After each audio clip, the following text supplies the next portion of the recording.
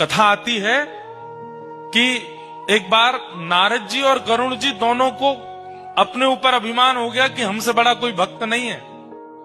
तो ठाकुर जी ने आज्ञा की कि चलिए एक काम कीजिए। बोले क्या? श्वेत द्वीप घूम के आओ। 7 द्वीप है ना, हम लोग जिस द्वीप में रहते हैं उसको जम्बू द्वीप कहते हैं, ऐसे एक श्वेत द्वीप है। श्वेत द्वीप जाओ और वहां के भक्तों का दर्शन करके आओ। तो श्वेत द्वीप जब नारद जी और गरुड़ जी पहुंचे तो वहां इन्होंने क्या देखा?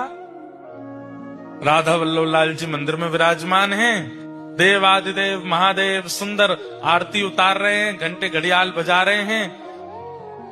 कार्तिकेय जी और श्री गणपति जी सुंदर भोग सामग्री उठा उठा करके ला रहे हैं, राधा वल्लभ जी के सन्मुख पधरा रहे हैं। पार्वती जी सुंदर सामग्री सिद्ध कर रही हैं और लाखों की तादाद में वैष्णव खड़े होकर के राधा वल्लभ जी का दर्शन कर रहे हैं। महादेव मुख्य पुजारी बन करके राधा वल्लभ जी की सेवा कर रहे हैं। श्वेत द्वीप में दूर खड़े होकर के नारद जी और गरुड़ जी इसका दर्शन कर रहे थे। जैसे ही आरती पूरी हुई, आरती के बाद कपाट बंद हुए। कपाट बंद होते ही जितने दर्शनार्थी थे सब मूर्छित होकर गिर पड़े। केवल 2 खड़े रह गए। कौन? नारद जी और गरुड़ जी। अब ये दोनों एक दूसरे को चेहरा देखें, ये क्या हुआ? ये सब एक साथ मूर्छित हो गए। सबके पास जाकर के श्वास देखी, नब्ज देखी तो सबके प्राण जा चुके हैं।